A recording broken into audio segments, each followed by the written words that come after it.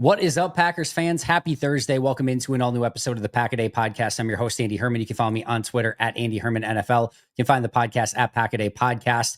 We are about to be joined by the one and only Carmen Vitali, so make sure to stick around for that. Before we get there, though, couple updates. We want to get to what's on the horizon presented by Schreiber Horizon and this updated injury report from Thursday for this huge game on Sunday. Let's start with the Packers. A little bit of bad news first.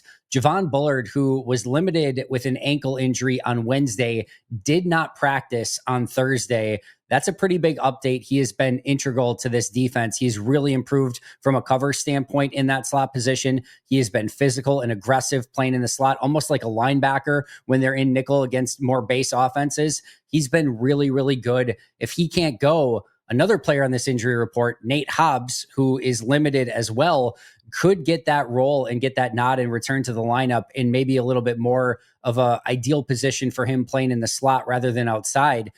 They also could go more of like a Kitano Ladapo. He's played a little bit there in the past, and if they want that safety sort of presence, especially against the Bears as they ran the football all over Philly last week, you could look for something there as well. But that Javon Bullard injury is going to be worth monitoring the rest of this week. Hopefully he can practice on Friday, but he is a key part of this defense, and losing him would definitely hurt against Chicago. Meanwhile, LVN and Savion Williams continue to not practice, as did Devontae Wyatt, who we know is done for the year. They just haven't placed him on IR yet, so until they do so, they have to continue to list him as did not participate. Limited participants included, here we go, Carl Brooks, Bretton Cox, Matthew Golden, Nate Hobbs, Josh Jacobs, Marshawn Lloyd, Colin Oliver, Jayden Reed, Zach Tom, and Dontavian Wicks. A CVS receipt worth of limited participants.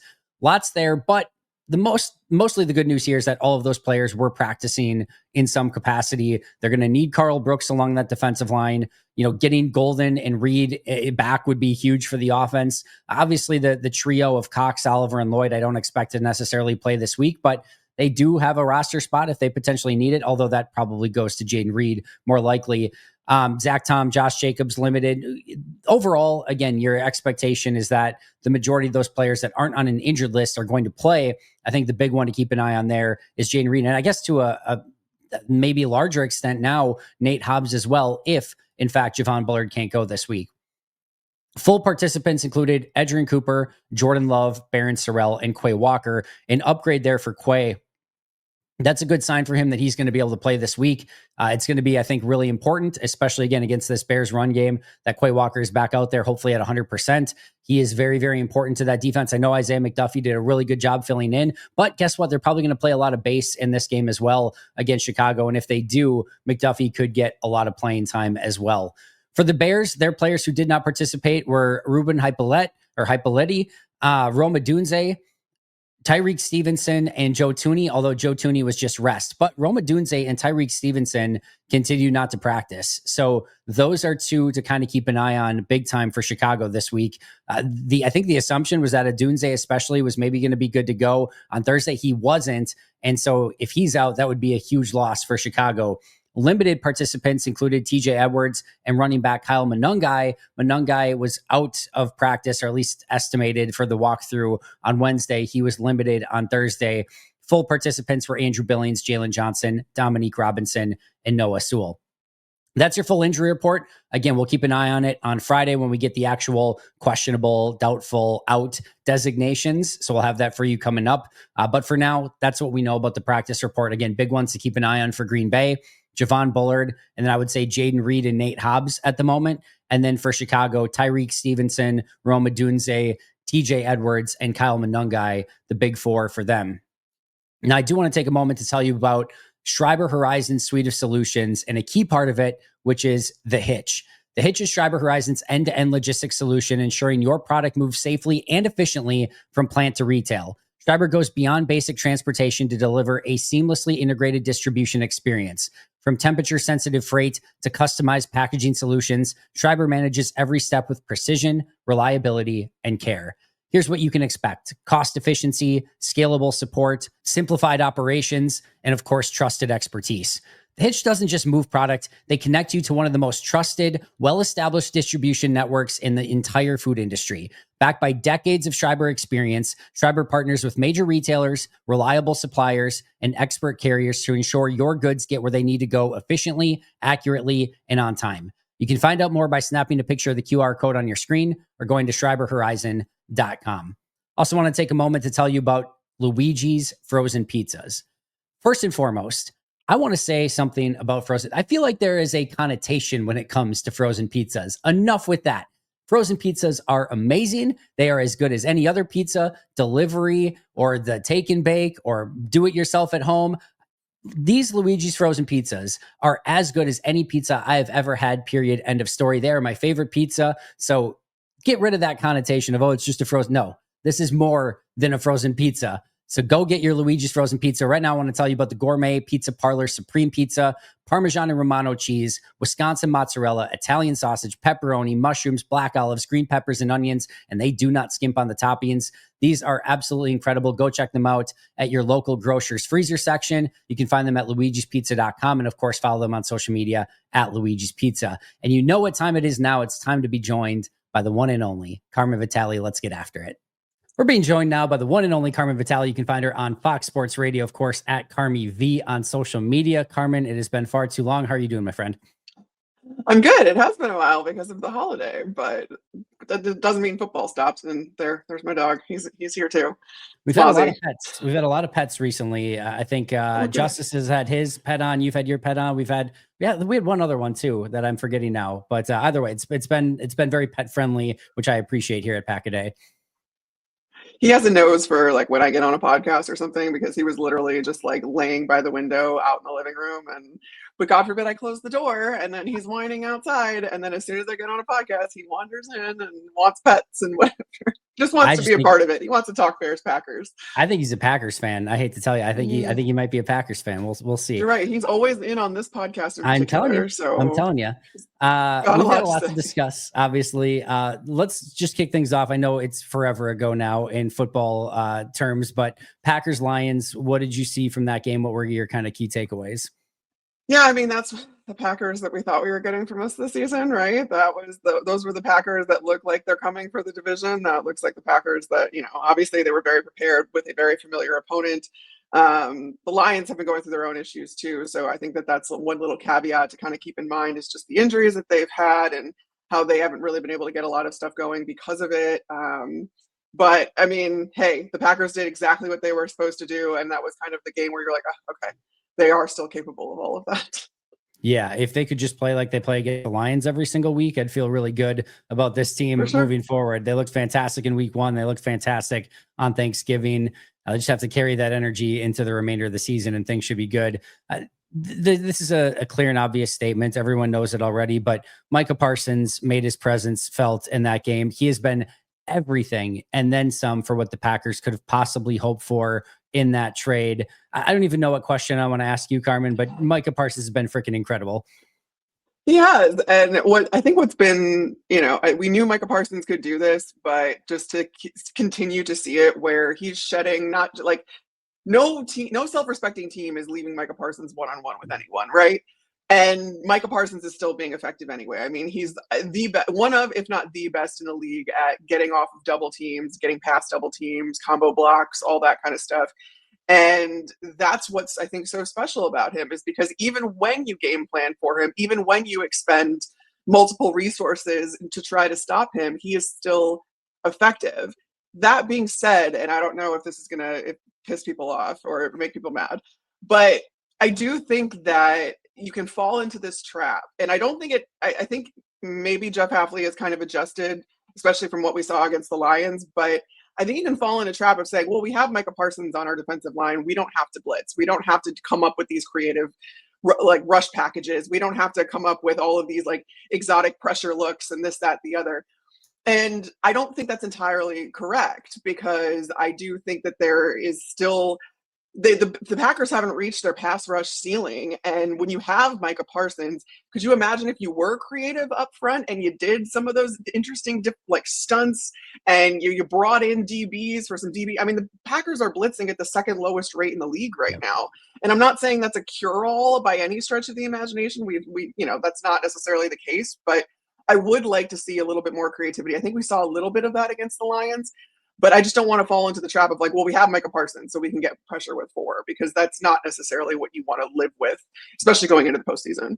No, I don't disagree at all. And it's funny because it always seems, and this is very simplistic and probably not 100% true, maybe hyperbolic a little bit, but it's like when you bring in Malik Willis on offense, it feels like, oh, they've all of a sudden got this really nice simplified offense. They're getting them easy throws. Like, right. Could you just do a little bit of that when your starting quarterback when you have Jordan Love? And then like it does feel like hey, last year you didn't have Micah Parsons, so you utilized all this creativity and you brought all these unique exotic pressures. Could you do a little bit of that even though you have Micah Parsons? Like you can still, there is a little bit of that as well. I will say, I thought the very first third down this week where the Lions were clearly keen on Micah and Micah drops back and all of a sudden they've got 3 guys that are blocking just one player and they bring, Xavier McKinney off the edge, Isaiah McDuffie up the middle. I think you could do a little bit more, especially when you start seeing these teams that are dead set on like, hey, we've got a double on Micah, plus we're chipping with the running back. And all of a sudden he goes back into coverage. And now you do like eliminate almost 2 or 3 players that were set to block him that are now like, well, all right, let me try to find something else to do. And all of a sudden you're bringing pressure from a different angle. I think you can do a little bit more of that. I thought it was very effective in that opening third down. I'd like to see a little bit more of it, if I'm being honest. Yeah, I'm complete agreement there. And that's kind of just what I've seen in general with, it's so funny too, because I feel like the Packers overthink things on offense, and then they don't think about things enough defensively. If they come together, it's left me wanting, which is crazy to say on a defense that includes Micah Parsons, but I think it's because it includes Micah Parsons that you kind of get a little comfortable into thinking, well, all right, we can absolutely just get pressure with 4, and it's like, well, it feels like you've got this easy button in Micah Parsons, and it's just like let's bring a little bit more complexity back into it. And yes, it's great that you have him and he's incredible, etc. But if you could add just a few more wrinkles in, I think it could be very, very effective. Speaking of adding a wrinkle in, Green Bay has the potential of getting Jayden Reed back this week, which could be huge for this offense that, well, explosive this past week against Detroit, still is struggling with some of the run after the catch ability since losing Tucker Kraft. Feels like he could be an answer to that. What should we expect from the potential of a return of Jayden Reed? I mean, you have to activate him soon, right? His window has been open now, I believe, for almost 2 weeks. Yeah, 2.5. And yeah, so like you want to activate him soon, and I do think that layer that Jayden Reed brings to this offense is just, he is kind of one of those Swiss Army knife do-it-all guys. Like he can line up all over the field. You can use him out of the backfield, which we've seen him do, and it just creates a whole other, again, layer to this offense that is really hard to game plan for, because you just don't know how Jayden Reed is going to behave on the field. And he's an excellent route runner. He's got good hands. He clearly had a good rapport with Jordan Love before he got injured. And you hope that, that can be maintained. And hopefully these last couple of weeks of practice, or him being back at practice this week, I should say, it has kind of, it's like riding a bike, hopefully, with him and Jordan Love, where they can just pick up right where they left off before Jayden's injury. And I mean, that's a kind of dangerous expectation to have when a player is coming off injury, because of the fact that, they haven't had a ton of live reps, and, they're still learning to trust themselves and this, that, the other. But I do think, especially with Jayden Reed back, and we talked about this, a couple of weeks ago, and it still rings true that the Packers have options at every level, even with Tucker Kraft not there. And I feel like need to get into a little bit more of a rhythm and be a little bit more consistent with who you're using at which level. And I don't think that really takes away any of the gamesmanship. And I think we saw that again against the Lions, where, I mean, Jordan Love was dealing, and 4 passing touchdowns in that game. And it was because I feel like he knew what to expect. He knew what guys were going to be where. And it just helps you kind of get into this rhythm. You have the guy that can throw into tight windows that usually isn't afraid to take chances. And I think you need to trust that and make sure that you have very defined roles for some of these guys. And like I said, I don't think that takes away from the gamesmanship of it at all, because it's still a variety of skill sets and players at different levels. Well, it's a unique situation because you saw in this game, for the most part, it was three primary wide receivers, and you don't really have a tight end option to throw to for the most part. They had the one to Musgrave, but it was Dobbs, Wicks, and Watson. Like those were your three. Yeah. You were going to run through those three the majority of the game. It does add an interesting complexity of now you potentially get back Jayden Reed, you potentially get back Matthew Golden, and now again you've got probably a lot of three wide receiver sets, but now for five guys that are rotating in a lot more, it'll be interesting. That should theoretically add to the offense. I love the fact that Green Bay's getting Golden and Reed back. I think they add something to this team that they need, but it does maybe take away some of that consistency of like, oh, I know my three guys that are out there, kind of to your point. I'll be interested to see how that affects things. But I think people forget, like, the first year and a half of Jayden Reed, he was unbelievable. And then he had some injury issues at the second half of last year. Then he came out strong again this year and then immediately had the injury again. When he's been healthy, he has been fantastic for Green Bay, and he will absolutely add another playmaking element to this offense. Yeah, again, I think that if you work him into the rotation, but I think that he needs to be one of the mainstays, because in and of himself, Jayden Reed is one of those players that we talked about again that can do so many different things. So you really aren't losing any sort of, competitive advantage, because while Jayden Reed might be out there on the field for a majority of these three wide receiver sets, especially, you still don't know how he's going to behave, and he can line up anywhere. So that's one of those things where I want to get him back for Green Bay, because I think that you can still maintain that continuity if you just kind of swap in Jayden Reed and you keep him in there.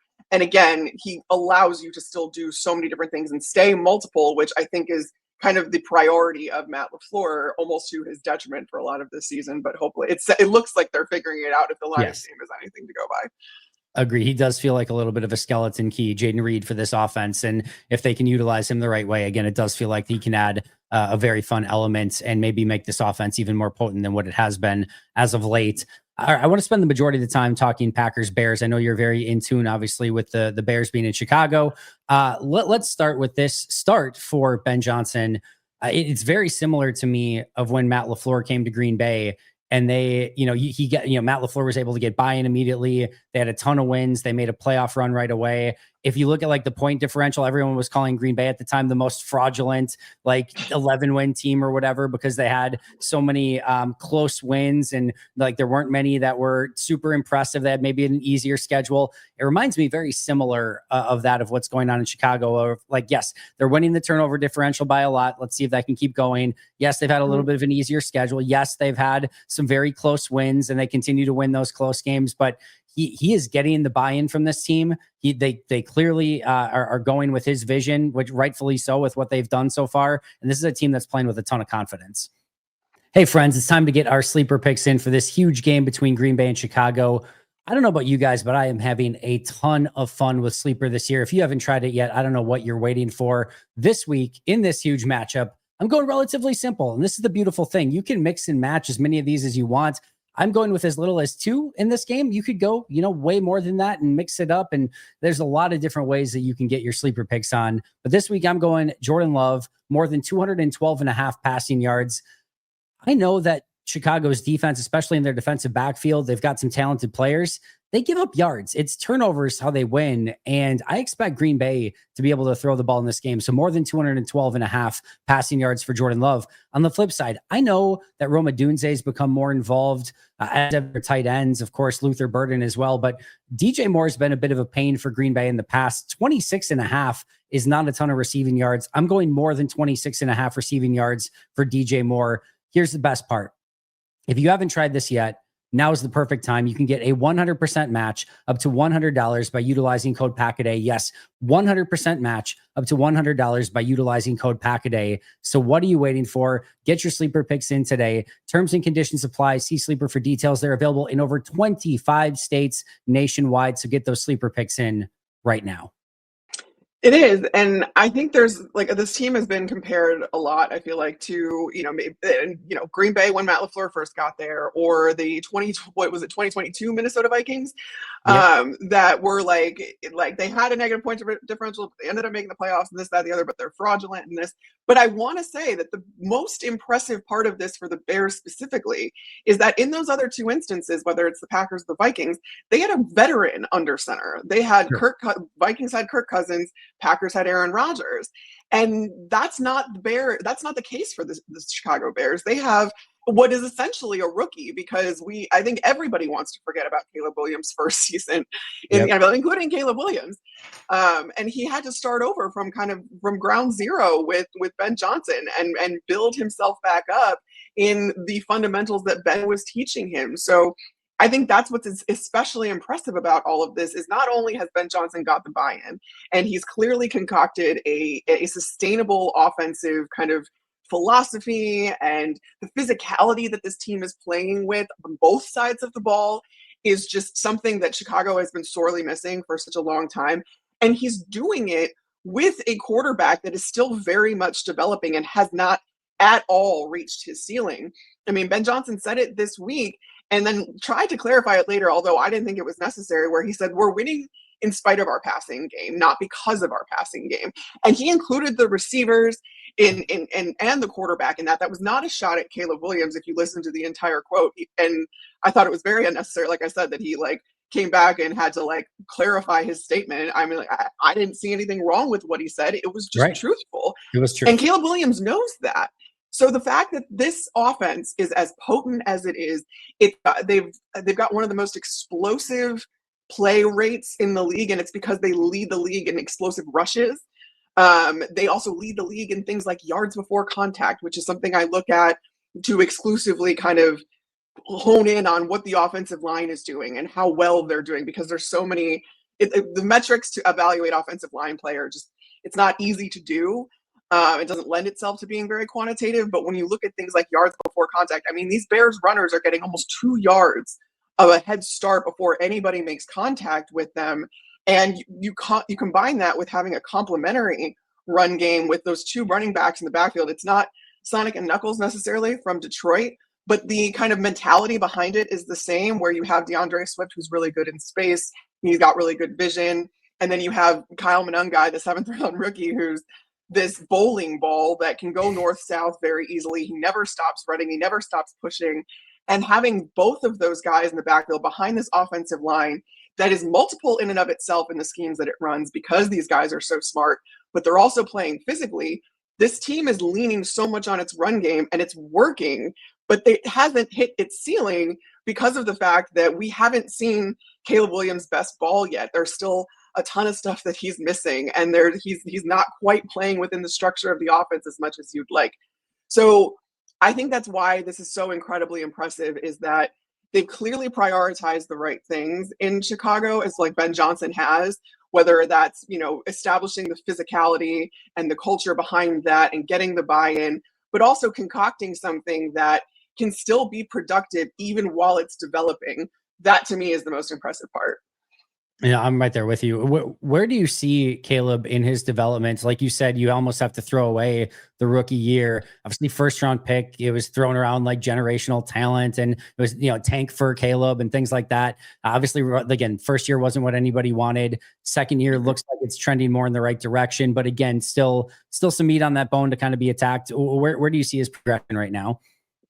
Yeah, I mean, he's undoubtedly become a better quarterback than he was to start this year. And this is a complex system that Ben Johnson installed. And he said that even in the beginning, during training camp, he's like, these installs are way more complex than even what I installed in Detroit, because I'm not the same coach that I was when I started as an offensive coordinator in Detroit. I have evolved.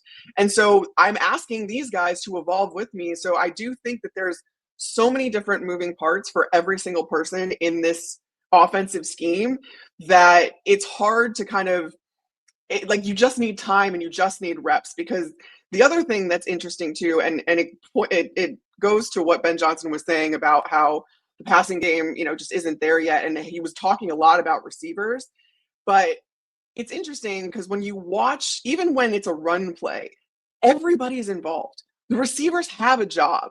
And it's to, run a route that's actually an interference route. It's to block. It's to, like, everybody has a role to play, even when they're not directly involved in the play. And so that means that even on a run play, there are so many things that need to go right in order for that to work from a receiver standpoint. And vice versa. At the same time, you need to have your running backs being able to chip or to be involved in pass protection. And that is all really complex. So Caleb Williams is having to manage this ecosystem around him on top of completely changing his footwork he changed his footwork at the beginning of this season. It's still not quite there yet, but again, there's all these other things that are going into him learning how to execute this offense and be in command of this offense. So you see that every single week where you can tell that he's kind of got a little bit more command. He's a little more confident, and he's a little more decisive. And that's what you're kind of looking for, because you want him to play within the structure of this offense, because otherwise the timing just doesn't work. But you also want him to know when it is okay to kind of do those Caleb Williams heroics and evade all those kinds of things and play that backyard football that he is so good at. And that's the line that both him and Ben Johnson are trying to kind of toe at this point. So I've seen a lot of improvement with Caleb Williams.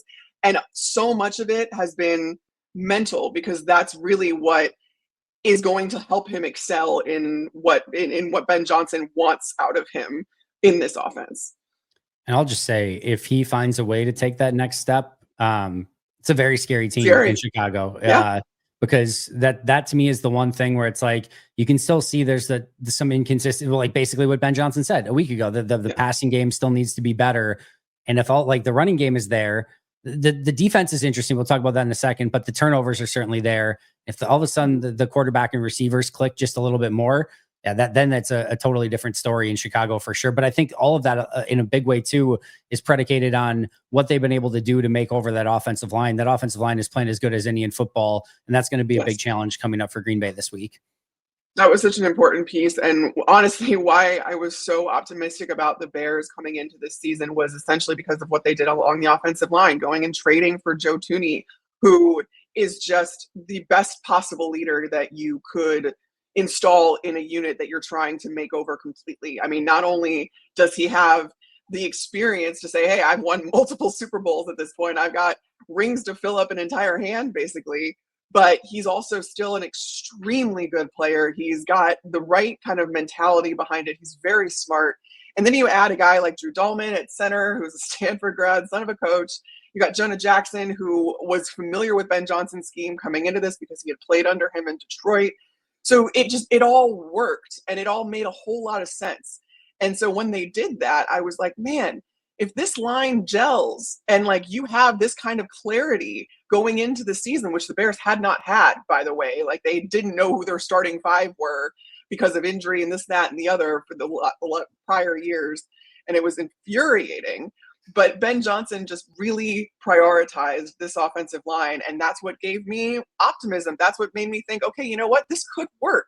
And that's why we're seeing it work. Because, again, stuff like being able to give your running backs a 2-yard head start before they come into contact with anybody, and to also be able to execute a scheme where you're asked to shift between a wide zone and an inside zone, and like they do not behave the same way on every down, the Chicago Bears offensive line in particular, and that takes a lot of intelligence to be able to do. So I can't say enough about this offensive line. And then the fact that they're physical on top of that, and they're kind of bullying guys at the line of scrimmage. It's everything Chicago has wanted and needed for so long. My 2024 makeover of the year was the Packers safety room, getting Xavier McKinney, Javon Bullard, and Evan Williams all in one offseason, and putting from a unit that was really pretty brutal to, in my opinion, one of the best safety units in all the NFL. In 2025, it would be the Bears interior, their offensive line. To get Jackson and Thuney and Dahlman all in one offseason is just a ridiculous internal offensive line makeover, probably the likes that I don't think I've recall seeing in the NFL before.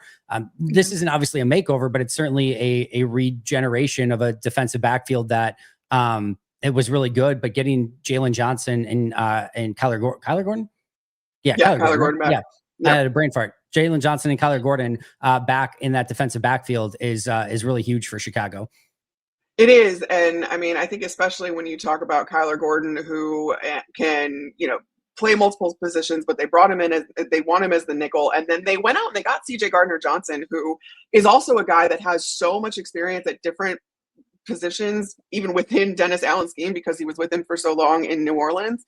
Like CJ can play safety, he can play nickel, he can play outside corner. Like he can play all of those positions. And when you have a guy like that, and it allows you to have a rotation that is extraordinarily diverse and can do so many different things when you're talking about, especially disguising coverages or some of those exotic blitz packages. I mean, Dennis Allen loves to blitz his defensive backs, and it's worked. And that's kind of how he eased CJ Gardner Johnson in and kept him productive. One of the first games I think that CJ Gardner Johnson played, he got a sack. And it was because it doesn't take a whole lot. You don't have to really understand the entire scheme to just pin your ears back and go after the quarterback. And that's something that Dennis Allen understands very, very well. But we've seen Montez Sweat even come on from that front, which helps the back level incredibly. Some of those interior guys for Chicago have done really well. I've actually likened the Chicago Bears defense a lot, though, to the Packers from last year, because even with Montez Sweat coming on, there's still some left to be desired as far as getting pressure on the quarterback, getting those sacks, disrupting, the line of scrimmage in that way. But it's being masked by the amount of takeaways that this defense is getting. And I mean, you can kind of live like that for a little while. And that's kind of what I've been saying about this Bears defense. And that's kind of what I recall saying about the Packers defense last year, where if you're getting takeaways and you're giving your offense more chances to score and your offense can score, then you can, like I said, you can live like that. And that's kind of how the Bears are living right now, because they're still not great against the run. They've had a lot of injuries to linebacker. Tremaine Edmonds still on IR. TJ Edwards did practice this week. We'll see if they get him back for this game against the Packers. He's a hometown kid in Chicago, though, so I have to imagine he's kind of itching to play the Packers. But that's been an incredible missing piece when you're talking about this Bears front seven that has really kind of limited what the Bears can do, especially, again, in the pass rush and against the run. So I think this secondary room is really making up for a lot. I haven't even talked about Kevin Byard, who's playing at a Pro Bowl level in his early 30s. I mean, he's the old man on the block, and he's playing. He's their best player right now. So getting Jalen Johnson back, getting Kyler Gordon back, just adds to just the amount of things that you can do in that defensive secondary. And for a secondary that's been getting as many takeaways as they have, I don't expect that to change. And that's going to be the biggest thing with the Packers this weekend is going to be ball security for Jordan Love and that offense. Totally agreed. And on that note, before we get out of here, obviously one of those keys is ball security. Green Bay's been really good at it. Chicago's been great at taking it away. What are your other keys to this game? What are you looking forward to? Yeah, I mean, that's honestly the biggest thing. I am very interested to see if, like you said, that initial third down package that we saw against the Lions for the Packers, are we going to see a little bit more of that, and how this Bears offensive line contends with that? I mean, this is the first game of a stretch where the Bears offensive line is going to face Micah Parsons, then Myles Garrett, then Micah Parsons again. So there's going to be, it's going to be a rough stretch as far as like the line of scrimmage goes. But if the Bears can continue to be physical at the point of attack with their offensive line and engage defenders in that way, in the way that they have, and push the line of scrimmage over and controlling it in that way, that's something that I think the Bears, they would do well to do. And we'll see how the Packers contend with that, because Packers haven't seen this physical of a Bears team in a very long time. And I'm very interested to see how that goes. But I do think the number one thing is going to be the ball security stuff, because like you said, Packers have been very, very good at taking care of the football.